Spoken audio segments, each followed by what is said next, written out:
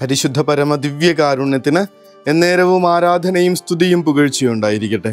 പരിശുദ്ധ പരമ ദിവ്യകാരുണ്യത്തിന് എന്നേരവും ആരാധനയും സ്തുതിയും പുകഴ്ചയും ഉണ്ടായിരിക്കട്ടെ. പരിശുദ്ധ പരമ ദിവ്യകാരുണ്യത്തിന് എന്നേരവും ആരാധനയും സ്തുതിയും പുകഴ്ചയും ഉണ്ടായിരിക്കട്ടെ. നമ്മുടെ കുടുംബങ്ങളിലെ കലഹങ്ങൾ ഉണ്ടാവണത് ശ്രദ്ധിച്ചിട്ടുണ്ടോ? അത് മിക്കവാറും ഈ പൈസയെ സംബന്ധിച്ചുള്ള കാര്യങ്ങളിലാണെന്നും നമ്മൾ നോക്കിയിട്ടുണ്ടാവും. ശരിക്കും അത് അങ്ങനെയൊക്കെ തന്നെയാണ്. ഒരു കുടുംബത്തിലെ മിക്കവാറും കലഹങ്ങൾ ആരംഭിക്കുന്നതും ഇപ്പോഴും തുടർന്നുകൊണ്ടിരിക്കുന്നതും ബന്ധങ്ങൾ അകന്നുപോയതും സ്വത്തിൻ്റെയൊക്കെ പേരിലാണ്. ഈ ഞായറാഴ്ച കർത്താവിൻ്റെ മുൻപിൽ ഒരാൾ വരണത്, കർത്താവെ ഞങ്ങൾക്ക് വേണ്ടി ഞങ്ങളുടെ പിതൃസ്വത്ത് ഭാഗം വെച്ച് തരണേ എന്നൊക്കെ പറഞ്ഞിട്ട്. കർത്താവ് പറയും, എന്നെ നിങ്ങളുടെ പിതൃസ്വത്തിൻ്റെ ഭാഗം വയ്പ്പുകാരനായിട്ട് ആരാ നിശ്ചയിച്ചേ? നിങ്ങൾ എന്നെ, നിങ്ങളുടെ കുടുംബത്തിലേക്ക് എന്നെ വിളിക്കുന്നത് സ്വത്ത് ഭാഗിക്കാൻ വേണ്ടിയിട്ടാണോ? കർത്താവെ, നമ്മൾ ധ്യാനിച്ചിട്ടുള്ളതാണ്, അങ്ങിവിടെ ഉണ്ടായിരുന്നെങ്കിൽ എൻ്റെ സഹോദരൻ മരിക്കില്ലായിരുന്നു. 2 സഹോദരിമാരുടെ കരച്ചിലാണ്. കർത്താവെ, നീ വന്നു കഴിഞ്ഞാൽ അവൾക്ക് ജീവൻ ഉണ്ടാവും. ഒരു ശതാധിപൻ്റെ നിലവിളിയാണ്.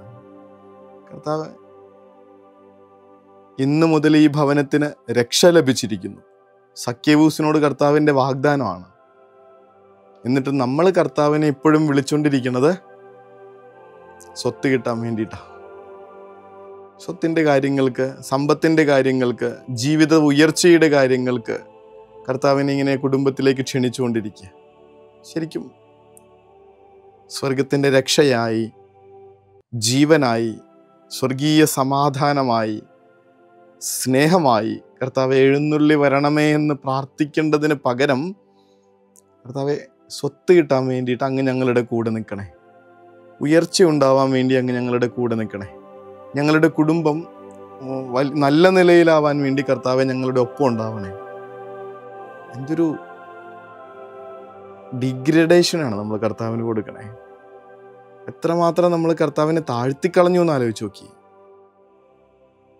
ഫോക്കസ് എവിടെയാണെന്നുള്ളത് പിന്നീടുള്ള ഉപമയിലൂടെ കർത്താവ് പറയും. ഈ രാത്രിയിൽ ഞാൻ നിന്റെ ആത്മാവിനെ തിരിച്ചു വിളിച്ചു കഴിഞ്ഞാൽ നീ സമ്പാദിച്ചതൊക്കെ ആരുടേതായിത്തീരും. 1-ാമത്തെ വായന സഭാപ്രസംഗന്റെ പുസ്തകത്തിൽ നിന്ന്. മിഥ്യ മിഥ്യ, സകലതും മിഥ്യ എന്ന് വിളിച്ചു പറയുന്ന ഒരു പുസ്തകം. എന്നിട്ടും ഇങ്ങനെ സമ്പാദിച്ചുകൊണ്ടിരിക്കുകയാണ് മനുഷ്യർ. 1990കളുടെ മധ്യത്തിൽ ഒരു 2000-ന് മുന്നൊക്കെ ആയിട്ട്, മധ്യത്തിന് അവസാനത്തോടടുത്ത് 98, 97 കാലഘട്ടത്തിലാണെന്ന് തോന്നുന്നു ആ ഒരു വലിയ കേസ് ഉണ്ടായത്. ഒരു വീട്ടിലെ സഹോദരന്മാർ തമ്മിലുണ്ടായ കലഹത്തിൽ 2 പേരും മരിച്ചു പോകുന്നു. പിന്നീടുണ്ടായ വലിയൊരു അന്വേഷണമുണ്ട്. താഴത്തെ ഭൂഗർഭ അറയിൽ നിന്ന് വലിയ നിധി കിട്ടുന്നു എന്നാണ് അന്ന് പത്രത്തിൽ വരണേ. അതിനുശേഷം അതിനെക്കുറിച്ച് ഒരു വിവരമില്ല. അന്വേഷിച്ചറിയുമ്പോൾ നമുക്ക് മനസ്സിലാവുന്നുണ്ട്, കോടിക്കണക്കിന് രൂപയുടെ, അന്നത്തെ കാലത്ത് കോടിക്കണക്കിന് രൂപയുടെ ഈ സ്വർണ്ണ നാണയങ്ങളും ബിസ്ക്കറ്റുകളൊക്കെ ആയിട്ട് അടിത്തറയ്ക്കടിയിൽ ഇങ്ങനെ പണവും സമ്പത്തുമൊക്കെ ആയിട്ട് നിന്നൊരു ഭവനം എത്ര പെട്ടെന്നാണ് സഹോദരങ്ങൾ പരസ്പരമുള്ള കൊലപാതകത്തിൽ അവസാനിച്ചതെന്ന് നോക്കണേ. അവിടെ സ്വർണമായിരുന്നില്ല വേണ്ടത്, കർത്താവായിരുന്നു. നമുക്കിപ്പോഴും കർത്താവിനെ വേണ്ട, സമ്പത്ത് മതി. ഇന്നത്തെ സുവിശേഷം അത് തന്നെ ഓർമ്മപ്പെടുത്തിക്കൊണ്ടിരിക്കണേ. 2-ാമത്തെ വായനയിൽ പൗലോസ്ലീഹ നമ്മളെ ഓർമ്മപ്പെടുത്തും, നിങ്ങൾ ഉന്നതങ്ങളിലുള്ള കാര്യങ്ങൾ അന്വേഷിക്കുക. കർത്താവെ, മറന്നുപോയത് നിന്നെ ഞങ്ങളുടെ വീട്ടിലേക്ക് ക്ഷണിച്ചു കയറ്റാനായിട്ടാണ്. ഞങ്ങൾ സ്പേസ് കൊടുത്തത്, ഞങ്ങളുടെ സമയം ചിലവഴിച്ചത്, ഈവൻ ഞങ്ങൾ പ്രാർത്ഥിച്ചത് പോലും ഞങ്ങളുടെ കുടുംബത്തിൻ്റെ ഉയർച്ചയ്ക്ക് വേണ്ടി മാത്രമായിരുന്നു. സാമ്പത്തികമായിട്ടുള്ള ഉയർച്ച വേണം, ഞങ്ങൾ മറ്റുള്ളവരുടെ മുൻപിൽ വലിയ ആൾക്കാരായിട്ട് ജീവിക്കാൻ പറ്റണം. കുറേ നാൾ ഞങ്ങൾ ദാരിദ്ര്യത്തിൽ കിടന്നതാണ്, ഇനിയെങ്കിലും മറ്റുള്ളവരുടെ മുൻപിൽ ഒന്ന് നേരെ നിവർന്ന് ജീവിക്കാനുള്ള അനുഗ്രഹം ഉണ്ടാവണം.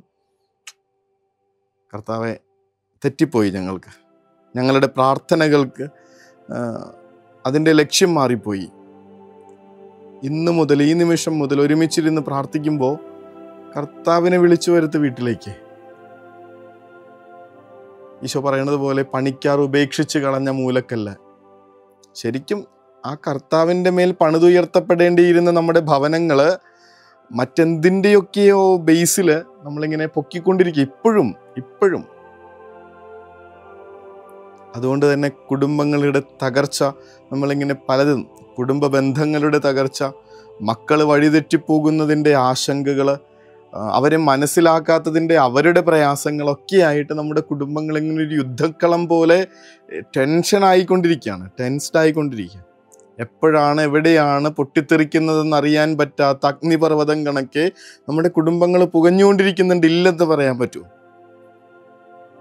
കർത്താവിനെ വിളിച്ചു വരുത്തുക. എല്ലാത്തിനും പരിഹാരം അവൻ മാത്രമാണ്. അതല്ലാതെ ഈ ഭൂമിയിൽ സമ്പാദിച്ചു കൂട്ടുന്നതൊക്കെയും മിഥ്യ മാത്രമാണെന്ന് കർത്താവ് ഓർമ്മപ്പെടുത്തും. സഭാപ്രസംഗകൻ വീണ്ടും നമ്മളോട് പറയുന്നൊരു കാര്യമുണ്ട്. ഞാൻ സമ്പാദിച്ചു കൂട്ടുന്നത് മുഴുവൻ ഞാൻ മറ്റൊരാൾക്ക് കൊടുത്തിട്ട് പോകേണ്ടി വരും. കർത്താവ് അത് തന്നെയാണ് സുവിശേഷത്തിൽ ചോദിക്കണേ. ഇന്ന് നിന്റെ ആത്മാവിനെ ഞാൻ തിരികെ എടുത്താൽ നീ സമ്പാദിച്ചു വയ്ക്കുക ആരുടെ ആയിത്തീരും? എന്നിട്ട് ഒരു ഉപകാരമില്ലാത്ത ഈ ഒരു പേപ്പർ കഷ്ണത്തിന് വേണ്ടിയിട്ടാണോ നീ ഇത്രയും കാലം സമയം ചെലവഴിച്ചത്, നിന്റെ കഴിവുകൾ ചെലവഴിച്ചത്?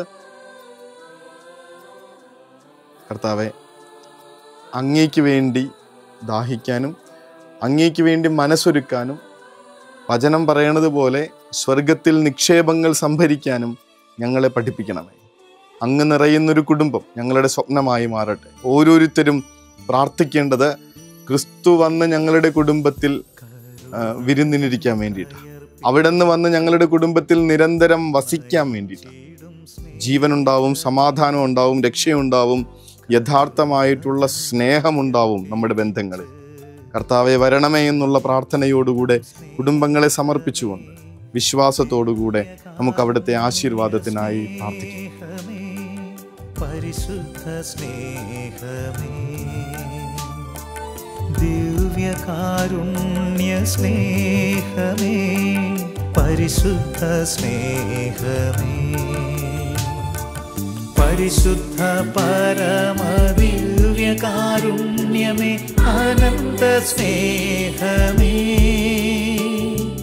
പരിശുദ്ധ പരമദിവ്യകാരുണ്യമേ, പരിശുദ്ധ പരമദിവ്യകാരുണ്യത്തിന് എന്നേരവും ആരാധനയും സ്തുതിയും പുകഴ്ചയും ഉണ്ടായിരിക്കട്ടെ. പരിശുദ്ധ പരമദിവ്യകാരുണ്യത്തിന് എന്നേരവും ആരാധനയും സ്തുതിയും പുകഴ്ചയും ഉണ്ടായിരിക്കട്ടെ. പരിശുദ്ധ പരമദിവ്യകാരുണ്യത്തിന് എന്നേരവും ആരാധനയും സ്തുതിയും പുകഴ്ചയും ഉണ്ടായിരിക്കട്ടെ. കർത്താവിൻ്റെ തിരുസ്വരൂപവും വിശുദ്ധ ഗ്രന്ഥവും മറ്റു പ്രാർത്ഥനാ പുസ്തകങ്ങളും കയറി വരുമ്പോൾ ആർക്കും കാണാവുന്ന വിധത്തിൽ നമ്മുടെ കുടുംബത്തിലിരിക്കുമ്പോൾ നമ്മൾ സമ്പാദിച്ച പണവും സ്വർണവും എല്ലാം ലോക്കറിൽ സുരക്ഷിതമായി നമ്മൾ പൂട്ടിവെച്ചിട്ടുണ്ട്. കർത്താവേ, ഞങ്ങളുടെ പ്രയോറിറ്റി ഇതുവരെ അങ്ങായിരുന്നിട്ടില്ല. ഇനിയെങ്കിലും അങ്ങയെ മറ്റെല്ലാറ്റിനും മുകളിൽ സ്വന്തമാക്കാനായിട്ടുള്ള അനുഗ്രഹം തരണമേ എന്ന ആഗ്രഹത്തോടും പ്രാർത്ഥനയോടും കൂടെ നമുക്ക് ഉറങ്ങാനായി പോകാം. കർത്താവ് അനുഗ്രഹിക്കും. കരുണതൻ കയർ പിടിച്ച് നയിച്ചിടും സ്നേഹമേ, ദിവ്യകാരുണ്യ സ്നേഹമേ, പരിശുദ്ധ സ്നേഹമേ, പരിശുദ്ധ പരമദിവ്യകാരുണ്യമേ, അനന്ത സ്നേഹമേ, പരിശുദ്ധ പരമദിവ്യകാരുണ്യമേ, അനന്ത സ്നേഹമേ.